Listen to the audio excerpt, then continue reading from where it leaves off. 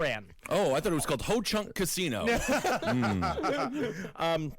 And Eisenhower then apparently had to let them into the private industry. It was basically when the Nazis joined the U.S. government to start creating rocketry program, they then slowly worked into like Lockheed and Martin and like all these various private corporations and became the heads of them. They're superpower celestial beings, and he just gave them a job? Yeah, pretty much. I mean, there were already Nazis in American industry. Henry Ford was a big supporter of Adolf Hitler. George Prescott Bush, Jesus Christ, now that guy was a Nazi. Even in the Coneheads, he needed paperwork. In order to work, you can't be an illegal alien. They wanted to do it legally. And Coneheads, that movie definitely made me look very skeptically at everyone eating in a Subway. Yeah. I make sure they eat those sandwiches real slow. And since the molestation scandal, it's happened again. That's right.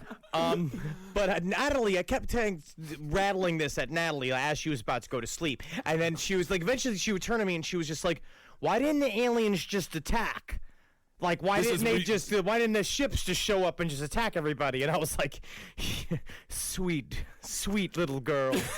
You don't understand. I just love, she's just like, she had that sentence in her head for like 5 minutes, and she's like, I can take it a little bit longer before I completely derail everything that he's talking about. And then finally she's like, I need to sleep now. Why didn't they attack, Henry? Now, wait. And that's the only response you can give. Now, if I remember correctly, you babbling about bullshit like this was what ended your last relationship, But it's what's making his current relationship stronger. It is. We started making out after watching an alien documentary. There you go. It's gotta work. It wasn't like she was bored and wanted to distract you or anything. I'll take it. Wow. Now, back to Eisenhower in Palm Springs. Now, while of course the government denies that anything strange happened in Palm Springs on February 20th, 1954. Now you're just making a fart noise. There is evidence that something strange went on, for the president did indeed go missing on that very night. And the press had a field day speculating that the president had either fallen ill or worse, had died, which was much more common among presidents back then than it is now. FDR just died. But he also was debilitated with a back-bending disease. We all agree that Eisenhower was the only person on the beach just wearing tighty whities and black socks.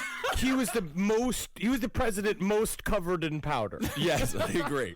Now, that story that the president had fallen ill or had died even made it to the press wire, but the White House quickly put an end to the rumor before it got out of hand. According to White House Press Secretary James Haggerty, the president, while enjoying a nice dinner of fried chicken, had accidentally knocked a cap off his tooth and had to be rushed to a local dentist for treatment. Now, I don't know about you, but I've had many a cap shaken loose by all manner of foodstuffs, and I've waited weeks before doing anything about it. You're a dirt person, and that is the president. Right.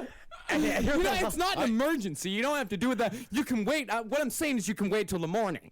No, you're the president. You've got to do the people's duty. You need to have a full set of teeth. Yeah, you can't have a jagged jack-o'-lantern smile like you do. He's president. He's got to be on television. Yeah. See, and that's the thing, is that, okay, so yeah, sure, let's say that he went to the dentist last What if night. instead it was just like they cut to him and he's got a dildo accidentally shoved all the way down his neck while he's hanging upside down from his fucking hangers in his closet. Maybe the dentist was a term that he had for his prostitute. if I ever get enough clout to have a side piece, is that what they're called? 6 months already, huh? Bring in the dentist. Yeah, so let's just say that he went to the dentist. Here's something strange about that. When the widow of the dentist was interviewed in 1979, she had no recollection of the event when she was talked to by UFO researchers.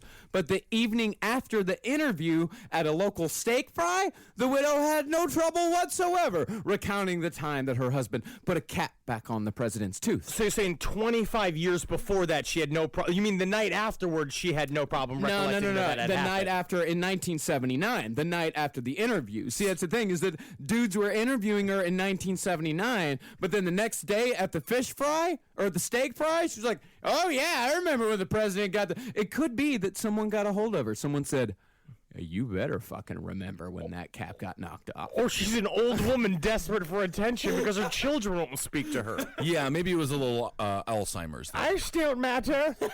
I saw the president. He had his head was removed and replaced with the beaver's head. Oh, most miraculous it was. Are you my son? It's illegal to lie at a steak fry, so that's true. That is true, because you're just covered in schlitz. Yeah. Now, even more interestingly, there is no record whatsoever of the president having such a dental procedure during his vacation, despite there being records of everything else that happened in Palm Springs, right down to how many golf invitations the president received that week. These things are meticulously documented. Why? Because he's the president. People just like to know what the president's up to. Yeah. I mean, quit writing shit down. Yeah. Sometimes I just want to do something weird and I just like fart into a bucket and stick my head into it. There's a lot of documentation about Ronald Reagan rubbing peanut butter on his left hand, jelly on his right hand, and he called it a hand sandwich, and he would try to eat it, and then they had to pull his hand from his mouth. Well, tell Nancy that once I've made my hand sandwich, I'm gonna need a glass of milk. And then she starts squirting milk into a fucking out of her breasts into a glass. Now, there was one witness to President Eisenhower's meeting with the tall Nords, but unfortunately, that witness was a man from Hollywood named Jerry Light, who said in a letter to the California Metaphysical Organization that he had attended the meeting through an out-of-body experience, which he considered a logical extension of reality and should be treated as such. There's just so many artists who went to him for, like, career advice. It was just like, can you be my manager? Listen, you don't need appointments to the audition. You need to think yourself into the audition. Now, Eisenhower had 2 more meetings with aliens, and while I'm sure you already know about the treaty meeting, you probably don't know. And if you don't, fucking shut off the podcast for 1 second, look up Treaty of Gaeta, educate yourself. Of course. If you're even going to get this far, you should already have done the homework. Well, let's not assign homework to the listeners here. I think keep the podcast on. Well, that's the thing, is that you know about the first and second meetings now, but you probably don't know about the third, in which Eisenhower was introduced to a Venusian named Valiant Thor. Now, is it Venusian or is it Venusian? I think it's whatever your heart wants. Thank you. I say Venusian. I like Venusian. Venusian? I mean, Yes. it's a little fancier. See? Yeah, Venusian sounds like someone who's going to slowly poison you through soup. Sure. Okay. Now, almost all of what we know about Valiant Thor comes from Dr. Frank Stranges, a committed Christian who claimed to have been close personal friends with Valiant Thor until Frank's death in 2008. Now, what do we know about single source stories about aliens that have met the president? There's no way they're not true. Absolutely. Now, Stranges was, in his lifetime, the founder and chief figurehead of the National Investigations Committee on Unidentified Flying Objects, a.k.a. Nick UFO, which still operates to this day. I'm going to put this out there. If you're going to start a brand new UFO outfit, I'm going to call it outfit. Yeah. If you're going to start a brand new UFO outfit at this point in time, make it an acronym that it spells a word. Make it spell a word. I kind of like Nick UFO. No, Nick look at what you're doing. Nick UFO. No, you like guys an emo sound band. like morons. Yeah, it's like Beefro or Gabfro. How's about Gabfro's pretty good. That was dumb. Nick UFO. I'm Nick UFO, and I'm here to tickle your balls. Nick UFO sounds like a guy you don't want dating your daughter. No, definitely not. Now, Nick UFO is somewhat shrouded in a curious kind of secrecy, saying they're accepting no new members, which runs completely antithetical to the policies of most UFO societies who are desperate for new members. Actually, that is very suspicious. Yeah. Because most UFO societies are desperate for new members and cash and will do anything for money. Literally anything. Yeah. I'm pretty certain I could get to what's his name's Dr. Stephen Greer. He'd show me his asshole for $75. Wow. Pretty cheap. Now, Stranges himself, outside of Nick UFO, was also a prolific author in the self-publishing world, having written The UFO Conspiracy, Millennium 7, Spacecraft Over Earth, Saucerama, and of course, the book that covers Valiant Thor, Stranger at the Pentagon. And Saucerama is also the Barefoot Contessa's new book, so check that out. Oh, and Stranger at the Pentagon it was also an erotica novel written by what's his name, the guy, the last general. Oh, yes. Petraeus? Yes, Petraeus, General yeah. Petraeus. Stranger at the Pentagon. And it's about him sitting on his own hand and giving himself a hand job. Right. So, who is this mysterious man known as Valiant Thor?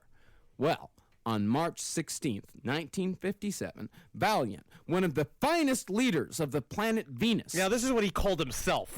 Yeah, I mean, this is all something, because all we know about the planet Venus is what this Venusian told us. Valiant, one of the finest leaders of the planet Venus, was commanded by the Venusian Council's Central Control to travel to Earth to make contact with the Earth peoples. Valiant was said to resemble humans. But, according to all accounts, but mostly the account of Frank Stranges, Valiant was much more handsome than any human could ever be. Seems subjective. Strange. Frank. Yes. Another thing Stranges got hung up on was the texture of Valiant Thor's skin. Here's what he had to say about their very first meeting. He told me his name was Valiant Thor. He grabbed my hand. His hand was skin soft as a lady's or a baby's skin, but it was a grip of a man. Now, it was said... He was also purple. Yes, That's actually the truth, too, is that he was slightly purple, but he wore a suit that made him look not so purple. Wait, but I mean, by all accounts that I've read, he wore, like, human clothing. But he had a suit on underneath the human clothing. Like Superman? Like Valiant Thor. So it was just a color scheme that made him look less purple. I think that's what it was, that he uses like contouring. You know what they say? I think he's a summer. And then he wore winter colors in order to balance his summer complexion. Well, that would make sense. Purple is the color of royalty, is it not? It is. Interesting. Okay. I will answer my own question on that one. Now, it was said that Valiant could speak all Earth languages, including local dialects. For example, not only could he speak French, but, if prompted, he could presumably speak in the manner of a Parisian, a Haitian, or a Cajun Creole. I can definitely speak in any sort of dialect that you ask me to. So you just spit them out and let me speak for Just a them. little French? You got any French? Oh, zut alors. I like soup. I like soup. I like bread. I am human. I am definitely human. But let's say, like Parisian. You're from Paris. Baguette. I love soup. I am human. I am not from Venus. Oh, okay, Haiti. Voodoo. Child. Child, I make a goat stew for you, child. I am human. I am certainly not from Venus. Yeah, let's go, like, not too far away. Cajun Creole. Gumbo. Have yourself a bit of a crawdad, my friend. You are my friend. I am a friend to you and the human race, because I am a human. I am not from Venus. You know what, Marcus? It checks out. Wow. Flawless. Now, you might be saying right now, Marcus, if Valiant is from Venus, then why have we, despite there being numerous probes and landers, never discovered such a civilization? Mm-hmm. The answer is simple. They live within the planet itself. Well, this is what we talked about when we talk about our bunker system and our gigantic underground, like when we covered Dulce, is that if you want to hide something, you put it underground. So if the Venusians are obviously way more advanced than us, then of course they would live underground. Yeah, they're more intelligent, more attractive, and less violent than humans. Quit bragging, first of all, Venusians. Well, this is all what Frank Strange has said. But of course, this is secondhand from Valiant Thor. Valiant Thor is coming down and saying, hey, we're smarter, we're hotter, and we're not as violent as you fuckers. Well, we got Tupperware, rap, and weed. Sort of like, yes, that's true.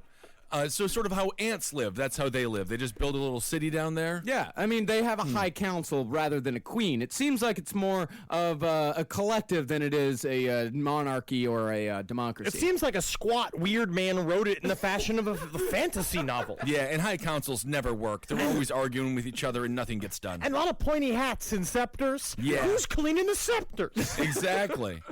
But also, this is a part of, if we want to go into a more modern version of the secret space program lore, it's stuff like, we never went to the moon, right? Or it's just like, so the moon landing was staged, but we do have a space station on Venus, and this is true, and somebody like Corey Good, who we're going to cover later, who is a real whistleblower, certainly not fake. He's definitely saying things. He's a real human being. Saying he words. says that he was kidnapped from his family at the age of 6 and surgically altered so that he could live on Venus, and that we have a whole colony of astronauts that live on Venus, and they're just hanging out there as a part of the people that are protecting us from what or who or when. It's a good point. Wait, so he was surgically altered at 6. Did they ever take him to Venus, or did they just leave him here on Earth with the surgical alterations made? I don't think he was tall enough Yeah. to go to Venus. Sounds like he was adopted and his new family gave him a circumcision. Yes. Could be. Venusian haircut. Oh, is that what it's called? So in 1957, Thor and his crew of 200 Venusians landed on planet Earth outside of Alexandria, Virginia. Unfortunately for Val, the first people that he came into contact with happened to be 2 police officers who were very quick to draw their weapons on the Venusian. Nothing's changed much, huh? Not at all. I guess purple counts as not white in this country. It's sad. But a quick thought transference convinced the officers that valiant Thor posed no danger and that they should, naturally, take him to their leader.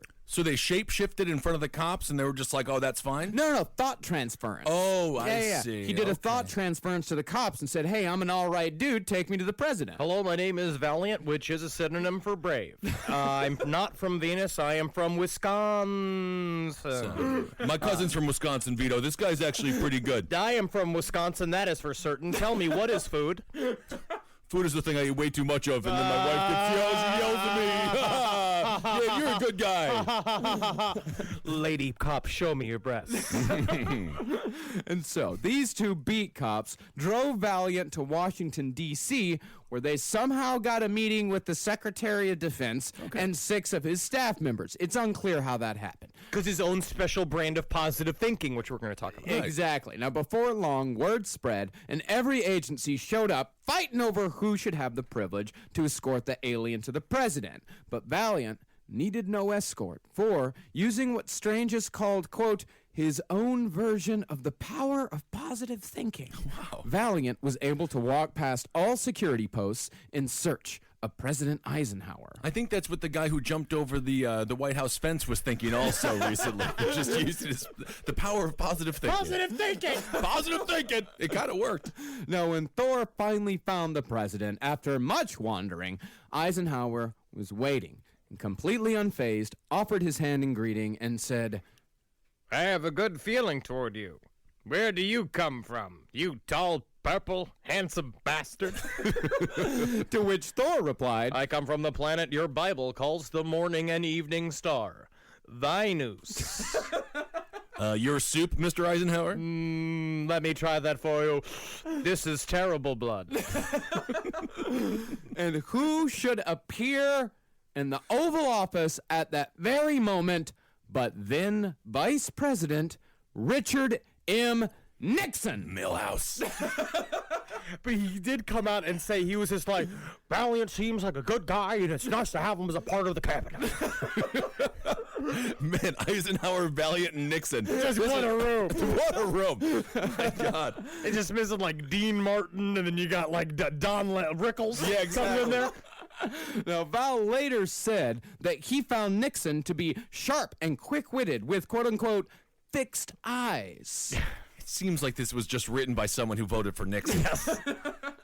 And after the 3 settled in, Val went on to explain that Earth had been under surveillance for hundreds of years, not, as many people believe, just since our development of the atomic bomb, because, of course, UFO sightings skyrocketed after we dropped the bomb on the Japanese. And some people think that that is what finally got the attention of the intergalactic community, because they thought, holy shit, these people now finally have the power to destroy themselves, so we'd better hop in here. That makes a lot of sense. Doesn't it, though? It does. Henry. I actually have a whole. Well, technically, we've been visited by aliens since the beginning of humankind, or before humankind, and technically, we were created by 22 variants of human-like creatures, and also 22 variants of non-human-like creatures that are all part of the Intergalactic Committee, which you're going to find out when we read from Corey Good's website, thespherealliance.com. Oh, okay, good. Technically.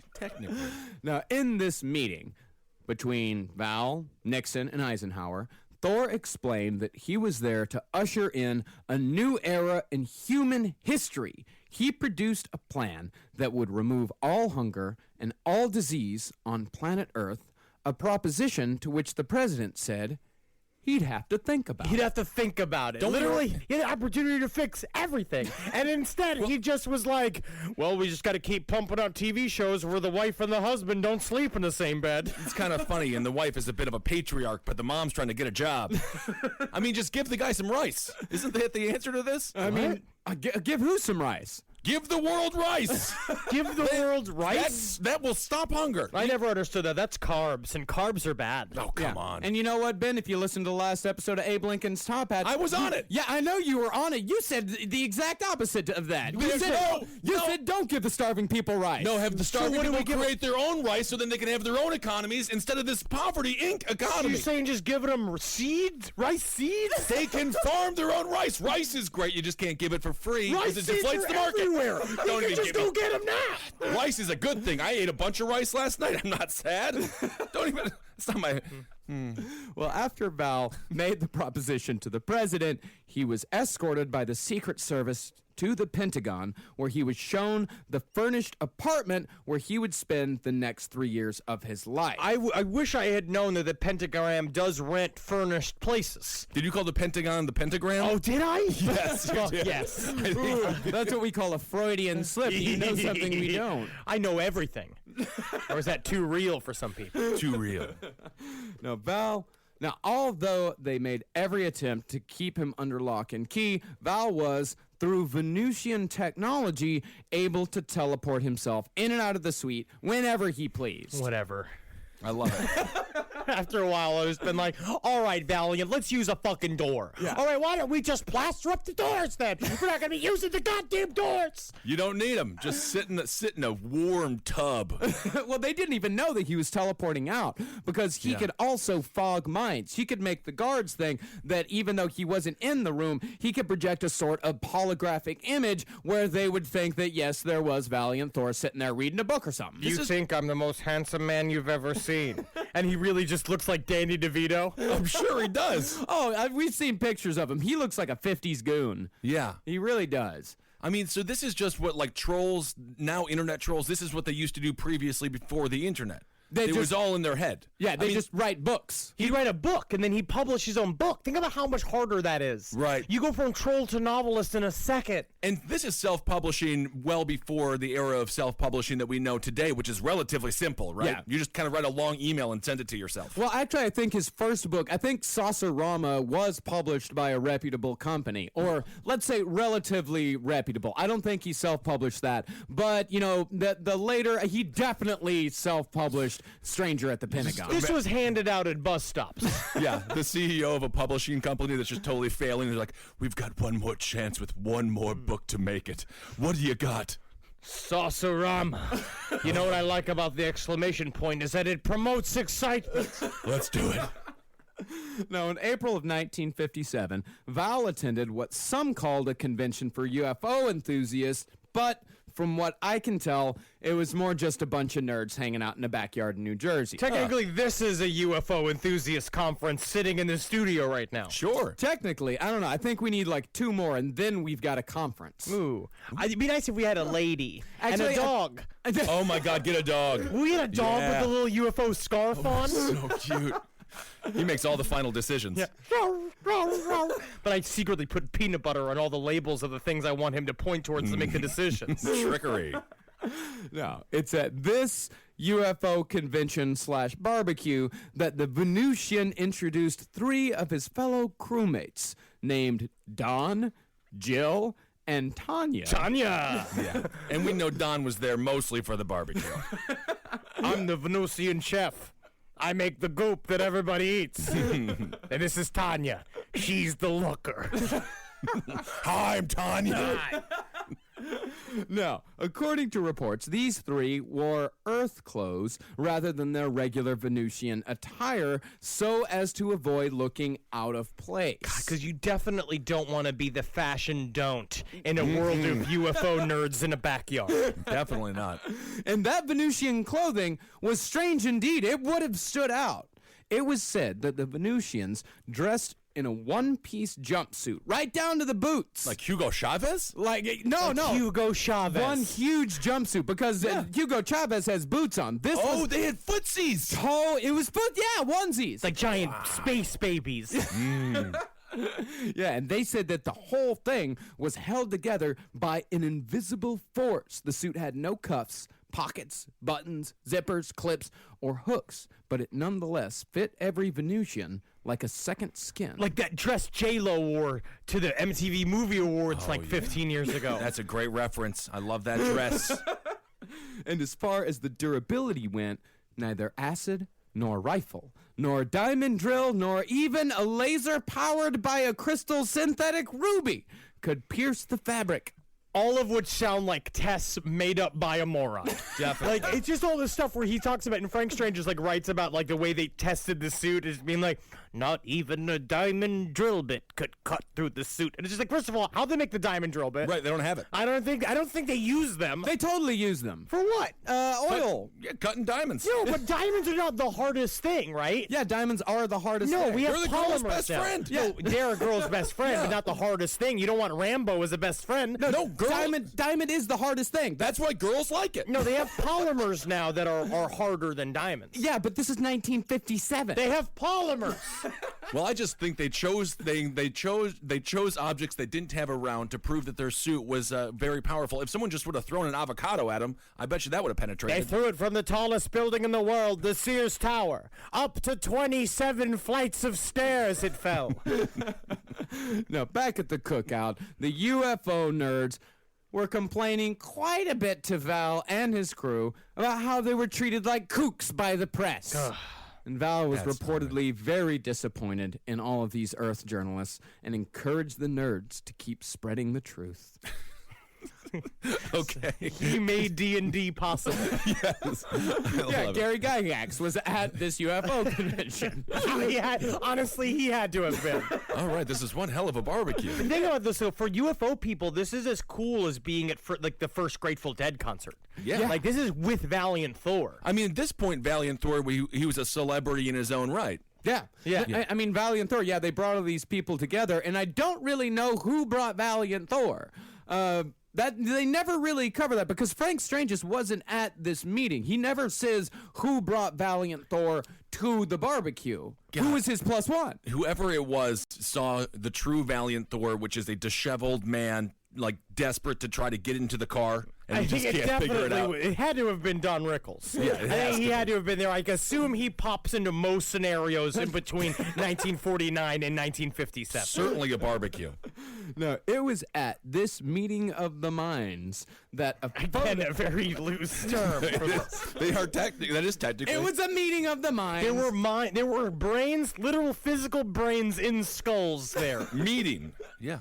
Yeah, it was here that a photo would be taken of Valiant Thor and his companions, which is where our friend Dr. Frank Stranges physically comes into the story. See, Stranges wrote his first book, Saucerama, in 1959, and soon began giving talks at lecture halls and churches all across the country.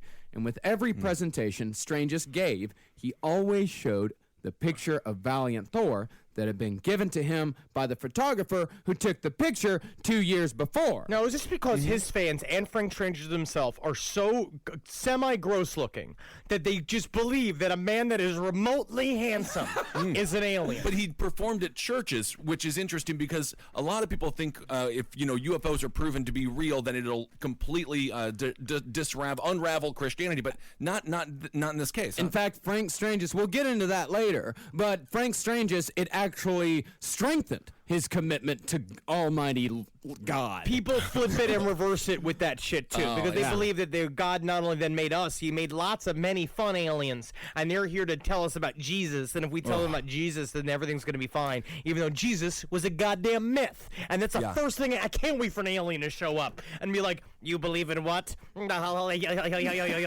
You believed in the David Blaine covered in dirt 2,000 years ago, you moron." No, it was because of Frank Strange just showing the photograph at all of his lectures that Valiant Thor made contact on Christmas week 1959, 2 years after Val landed. Now, Frank Stranges, as we said, was a committed Christian, hence the lectures at the churches. And as it turned out, Val had a thing for Christians, for reasons that will soon be revealed. See, the only person at the Pentagon that Val truly trusted was a woman who went by the alias Nancy Warren. Now, when Nancy approached Dr. Stranges at the National Evangelistic Center in Washington, D.C., Stranges had no idea who the person in the picture actually was. Stranges just knew that he was an alien. And when Nancy gave him the opportunity to meet the strange man in the photo, Stranges naturally jumped at the chance. He was told to be on the curb of his hotel at 8 a.m. sharp the next morning, where a car would arrive to take him to a meet and greet with Valiant Thor. If you guys got Tinder, you guys got to do this at least once. Tell a guy. If you're a woman, it'll be very easy for you to do. Right. Tell a guy to meet him. You're an alien. You want to have sex with him. You need to create a new breed of humankind. Meet me at, give him an address next to a highway. Find the worst place in the world. Go park across the street in a rental car and just take lots and lots of pictures and then put it up on the Facebook page. But don't do that. Andy. No, that's cruel. It's That a is cruel cruel, thing. but it'd to be do kinda to a fun, though, man. at the same It'd be fun, but it's a cruel thing to do to a man. Well, because he would be such a sad man. He would be a man that needed to get laid that bad that he would believe that he would say, "I'll take a chance." You have to dress like a pirate. Yes. Today's sponsor this week, it's adamandeve.com. For a limited time only, you'll get 50% off just about any item. When you select your one item at 50% off, you'll also receive 3 free adult DVDs plus a free mystery gift. And to top it all off, they'll even throw in free shipping on your entire order. adamandeve.com. Use the code LEFT at checkout. That's LEFT at adamandeve.com. Now back to the secret space program. Now, the next morning, as far as we know, Stranges was picked up at 8 a.m. And as far as we know, he did go to the Pentagon.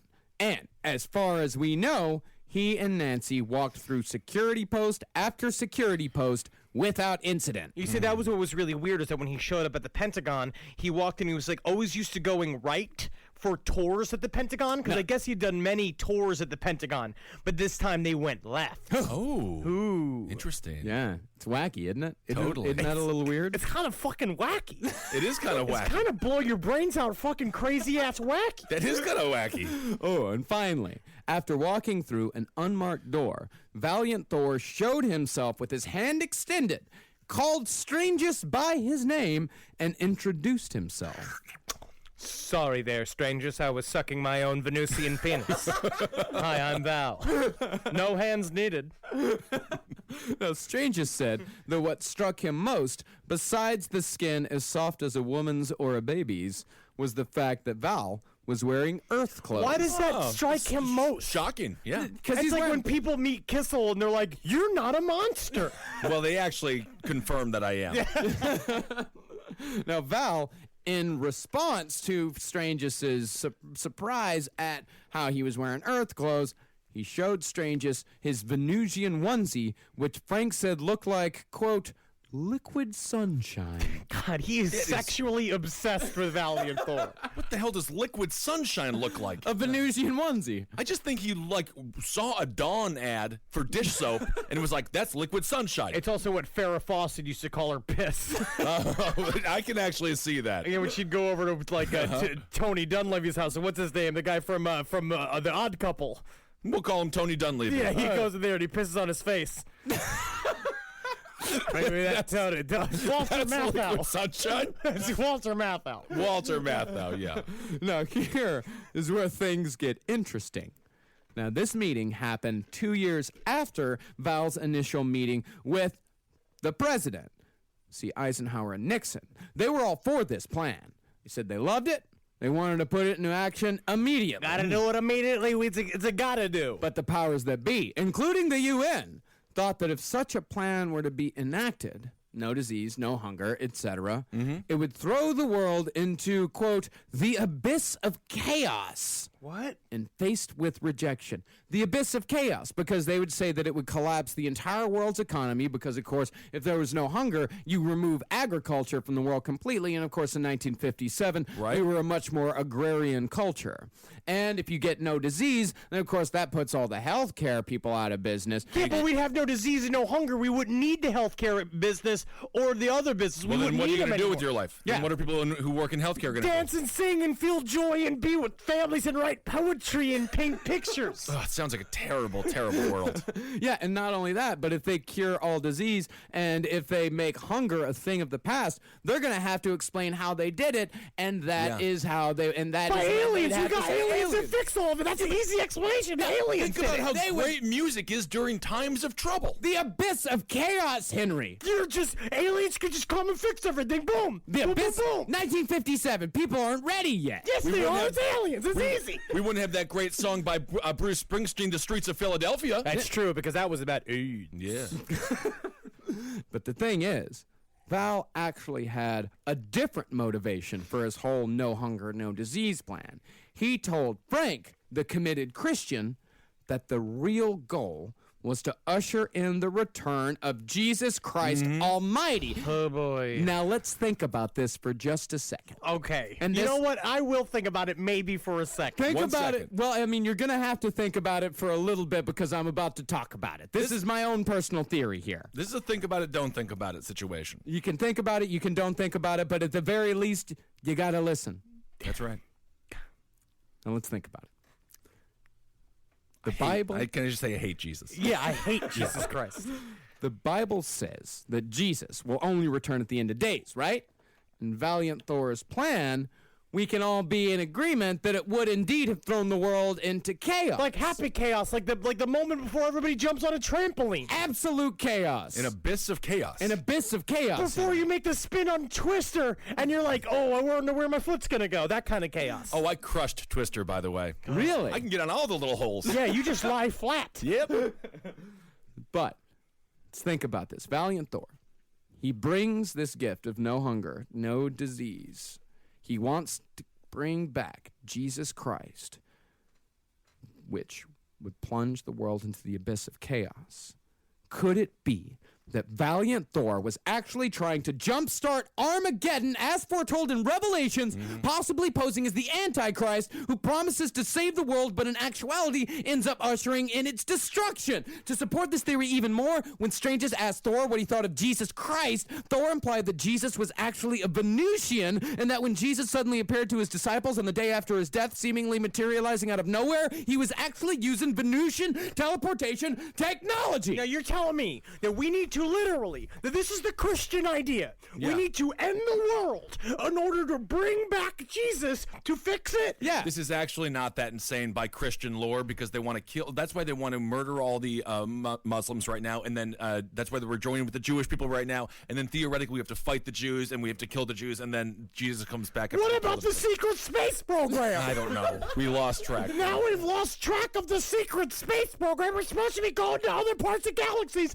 not bringing back an ancient, dirty old man who's going to come here and just be like, kill the Jews and suck my penis. I never got it when I was alive. Oh, dirty old man, he was our age. Yeah, he was actually kind of younger than us at this point. Fuck.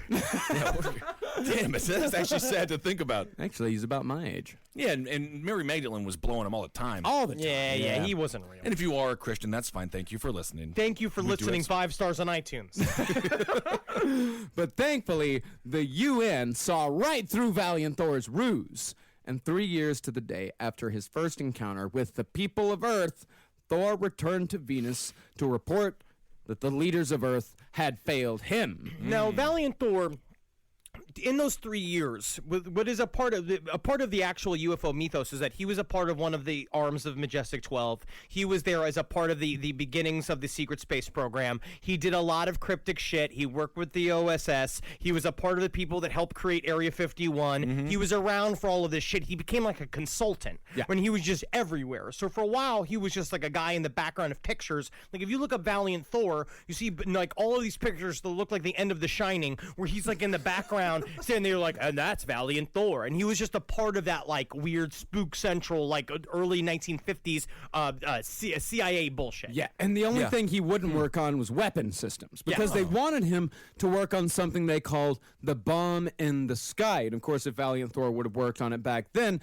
we would have had the bomb in the sky. What was the bomb in the sky? The Strategic Defense Initiative, a.k.a. the failed Star Wars program under Ronald Reagan. They were obsessed with idea. that. They've been obsessed with it, and that's what they say is a part of where one of the secret space programs, other like weird alternate purposes, is that they're supposed to be sort of the umbrella around the world. Is that they're supposed to, that's why we have a space station on the moon and a space station on Venus, which is to protect ourselves from whatever is going to go on in the galaxy. And that actually ended up happening. Israel has Star Wars.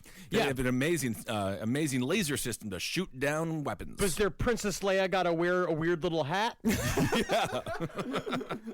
Now, after Val went to Venus to tell them that the Earth peoples had failed him, he was ordered to return to Earth and was given the following instructions.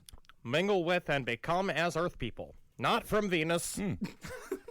Work and labor in Earth enterprises, such as Enterprise, the rental car company, and Hertz, the rental car company. Help those who encounter possible threat or danger while striving for world peace, including Saddam Hussein, a funny man I met in one of my travels. Give them advice and guidance. Tell them to eat the Twinkie.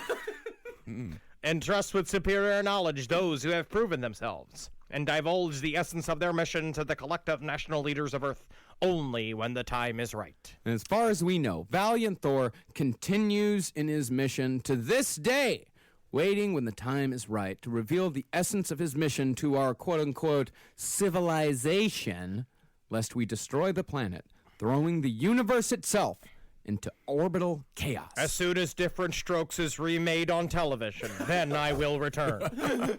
Well, we're very close. The Odd Couple was remade. See? Perhaps Different Strokes It's is next. happening. Yeah, this is Remake Central. Wow. Now let's jump forward to the year 2001. Whoa! Wait a second, what's that in the sky? Oh, no. Oh, never should have visited downtown in the fall. I think I got taller. Now let's see what's currently going on in the world's secret space program. Between February 2001 and March 2002, an English computer nerd named Gary McKinnon hacked into 97 United States military and NASA computers from his girlfriend's aunt's house in London under the screen name Solo. Cool. Yeah, girlfriend. Yeah, fucking girlfriend. No, it's very interesting because so from now, right? So Gary McKinnon was kind of sparked into interest of what's going on with the secret space program, and he wanted to hack into the NSA. Up until now, so we have Serpo's already happened. Sure. We have developed several space stations on the moon and on Venus. This is all because that's time going and science cooking. So a lot of shit's happened, and so we'll go. We'll continue on. So that's all you need to know. Which, as I was recapping it, is nothing. Yeah. Yeah, because you recapped it with a gurgly sound. Yes, because what this is more proof that the secret space program is a thing. Yeah, Gary McKinnon is a person. Like, Yes. it's not like Valiant Thor where he's kind of in the background of a picture here and there. Like, Gary McKinnon actually is a person. He actually did hack into 97 different computers. All of this happened. Now, U.S. authorities claim that over a period of 13 months, McKinnon deleted data and disrupted thousands of military computer systems in addition to copying data, account files, and passwords. This is pre and post September 11th. He was doing this until February of 2002, so this is some serious shit. Now, Gary denies any destruction of data, but he did admit to leaving one threat on a military computer, which said, in brief, U.S. foreign policy is akin to government-sponsored terrorism these days. It was not a mistake that there is a huge security stand down on September 11th last year. I am Solo. I will continue to disrupt at the highest levels. you know, I think every member of Anonymous, that's how they hear their voice in their own head. Yes, yes. Like they're a guy that's going to tell you your quests at the beginning of a fantasy fucking game quest. Right, and then it's just like, honey, dinner's ready. Mom, I gotta find the fucking gems of Maldavia. I made your favorite little hot dogs covered in bacon. I'm coming right now. Okay. Now, despite this message, McKinnon claims that his only objective was to find evidence of UFOs, anti-gravity technology, and the suppression of free energy, as was reported by the Disclosure Project, which is made up of over 500 government, intelligence, and military witnesses who all claim to have had firsthand experiences with the extraterrestrial. No, Disclosure Project's really good. We've covered it briefly way in the past on this show, and it's actually a thing to watch. I also just downloaded 883 minutes of conferences based upon the secret space program, and I've been going through, which is very interesting. But Gary McKinnon got sparked onto this idea from a woman that he met online who said she worked for NASA, never a straight answer, and her job was to Photoshop UFOs out of pictures from surveillance from satellites and space shuttles. Right, and when Gary hacked into NASA computers, he found the before and after images. And also weird, like, Selena Gomez things that had been X-rayed. You can X-ray clothes on Photoshop. She's very talented. Wait, now just go back 800 hours? 883 minutes. 883 minutes. That's a lot, yeah. I'm not going to waste my time. Yeah, no, you wouldn't want to do that. Now, the image before it was photoshopped out showed a cigar-shaped object floating in the northern hemisphere. Now, Henry, I have to ask you a question right now. Why are spacecraft always compared to cigars? Because they say that is the shape that they would need in order to work on their artificial gravity engines. They have to fall like weights. And that they're possibly, listen to me, you fucking assholes. Yeah, no, it and makes that they are sense. possibly, the cigar ones are essentially motherships.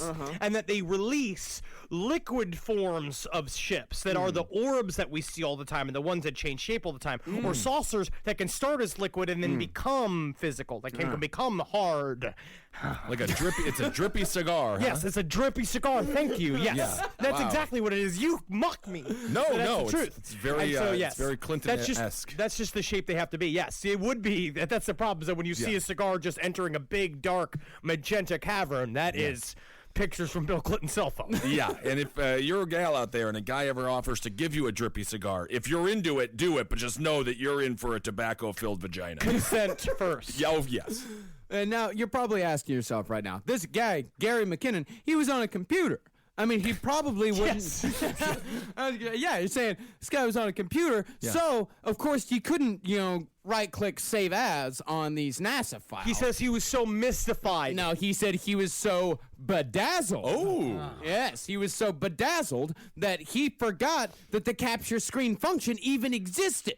And so, so while he was staring bedazzlingly at the images, his connection was interrupted before he could screen capture, and he was disconnected and was never able to find the images again. So he knows how to hack into 97 very heavily guarded government computers, but he doesn't know how to say. Well, he knows how to, but He not was when, bedazzled. Yeah, just not when he's bedazzled. It's like he met I the see. mutant Jubilee, So he and had, it bedazzled him. yeah, he had one chance, and then he totally blew it. It's literally the only thing that Jubilee would have been useful for is this thing. Maybe she was working for NASA, never a straight answer, in order to bedazzle people that would hack into the program. Now we're thinking about it. Now I'm thinking about it a lot. Wow. Now Gary McKinnon also said that he did have some evidence that he took, which is a list of officers and admirals that they believe are literally the heads of the secret space program. Yeah, the people Navy's- that are on the moon. Yeah, the Navy's space fleet.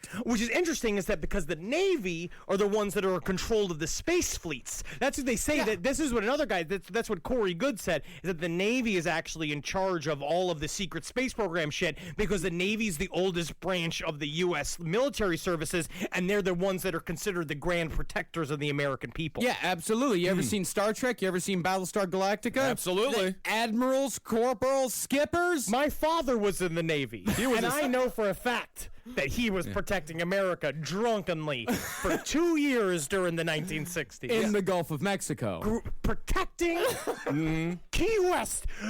Jimmy Buffett would not be alive today. That's right, without Zabrowski. No. They called him a skipper too, but for many different reasons. Oh, because he just skipped loving his son. That's right. Now, Gary says that he discovered the existence of a secret space program called Solar Warden. Of course, he talked about the 8 cigar-shaped motherships. He talked about the orbs, but he also talked about 43 smaller scout ships. And he said there was also several, quote-unquote, non-terrestrial officers and 300 human personnel. Ooh. So one would assume that someone such as Gary, who actually did hack into 97 computers and actually did disrupt thousands of military systems during a time of war when America was on the highest alert they've been on since Pearl Harbor, you'd think he would have been prosecuted, right? Mm-hmm. To the fullest extent of the law, right? But one would be wrong. Uh-oh. Gary was never prosecuted for his crimes and never saw one day in court. Could it be that the United States just forgave Gary for his crimes?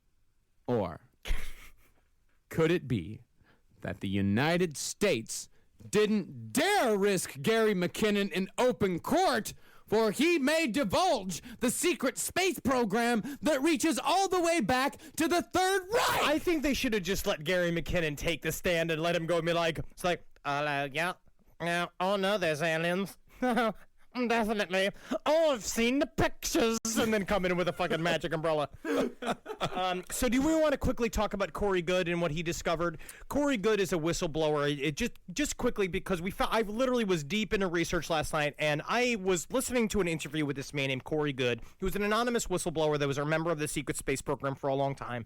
And I was looking at his stuff, and he had finally come forward on Coast to Coast AM, telling everybody his name, talking to George Norrie, revealing his secrets, that he was a part of the secret space program since the age of 6. He had been lifted from his family. He had been surgically altered, and now he's here to tell the world the truth, or to spread, as the people in the secret space program whistleblowers union that he's a part of. It's a whole group. It's a collective. Unionized? It's like a collective that they call it fear porn. That he wants to spread his fear porn so that people get into it. They're scared of it, and they talk about how he was tortured and manipulated and what's going on outside of the sphere. But he has a website called spherealliance.com. Spherebeingalliance.com. Sorry. Oh, get it right.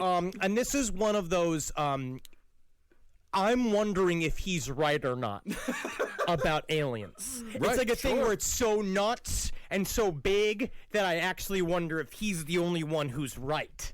Yeah. Because he sounds so crazy? Yes. You know, it's a strange logic you have, Henry. To believe somebody, they just have to be completely nuts, and you're like, maybe they're right. I think he could be onto something. Cool. Now, we're going to read the introduction to spherebeingalliance.com before you really get into the meat of it. This is an introduction.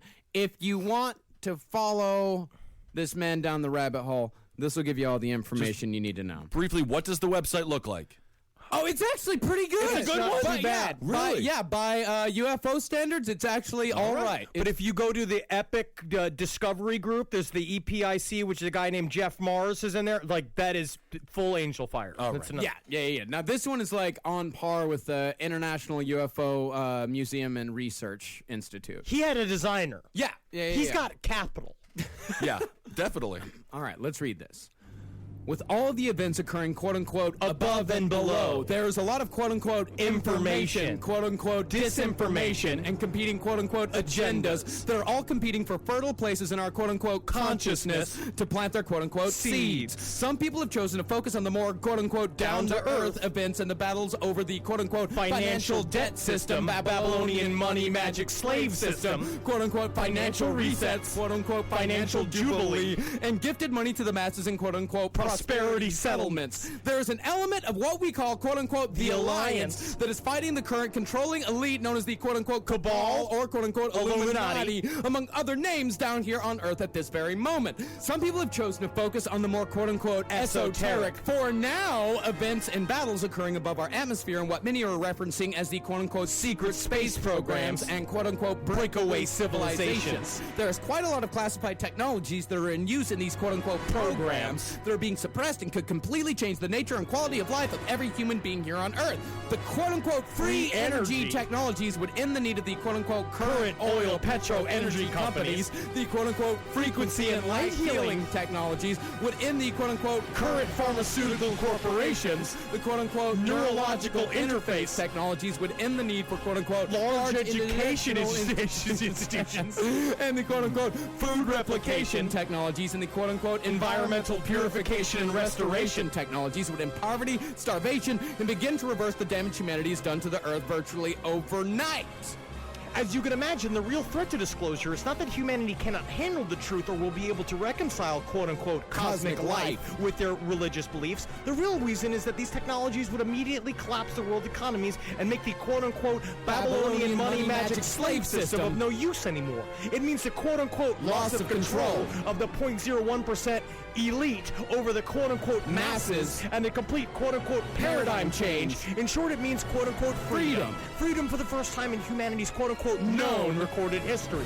There has been a quote-unquote stealth civil war going on amongst quote-unquote SSP groups for a while to achieve this result. Relatively recently, quote-unquote SSP Alliance was joined by a group of quote-unquote beings that no one had encountered before. They are a 6th to 9th density group of beings that have been referred to as the quote-unquote the Sphere Alliance. These new quote-unquote sphere beings have since not only created a quote-unquote energetic blockade around Earth, but have done so around our entire solar system. They are a non-violent group of beings who brought assistance mainly in the form of a quote-unquote message. Ben, what is that message? I think you guys are really good at that.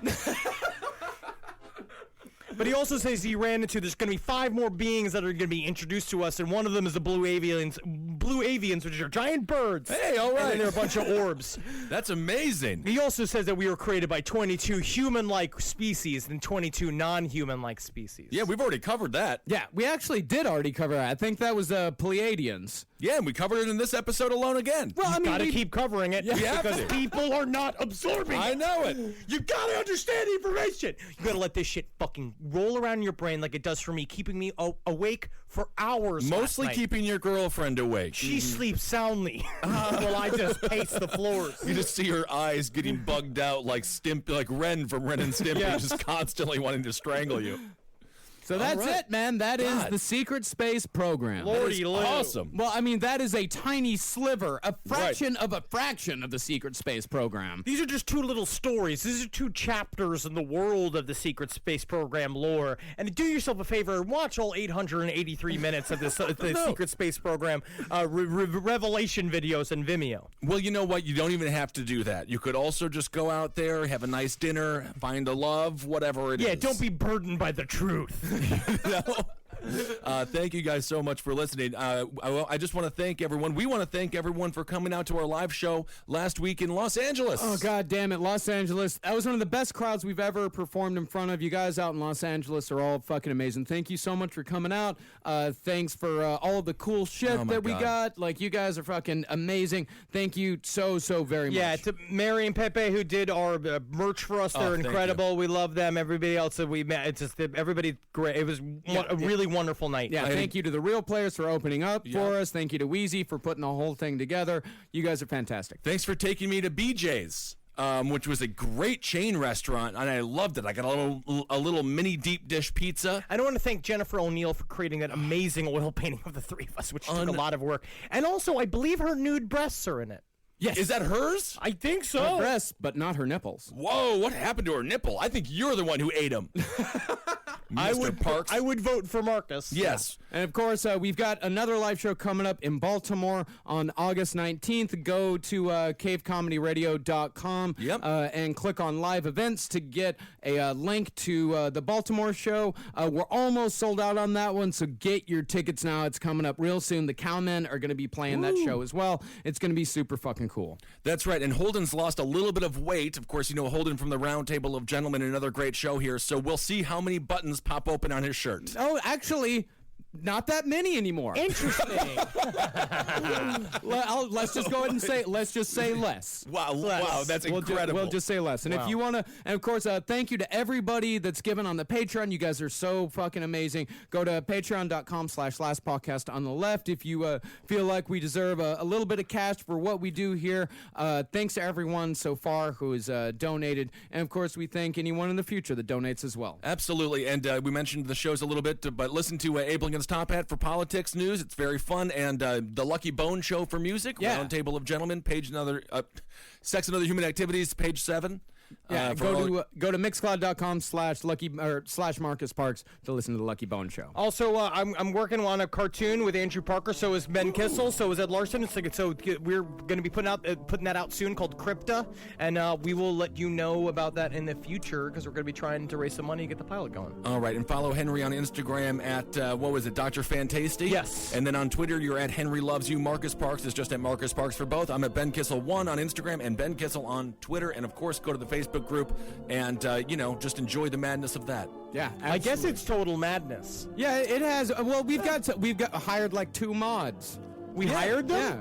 I mean, we said they could do it. Experience. It's about having the experience. It is. Yeah. Hail Satan. Hail yourselves. Hail Gain. Hail me now. Do it now. Do it now. Unless you're driving. Do it now. Yeah. But before you do that, me gustulation. Oh, and of course, July 23rd, the live show right here at the Creek in the Cave. Sold out, but come on out. Yeah, seriously, even though it's sold out, we hang out at the bar afterwards naturally, so come on, hang out. Yeah, we're fucking here. We're problems. We have problems. Drinking problems. Big problems. For more shows like the one you just listened to, go to cavecomedyradio.com.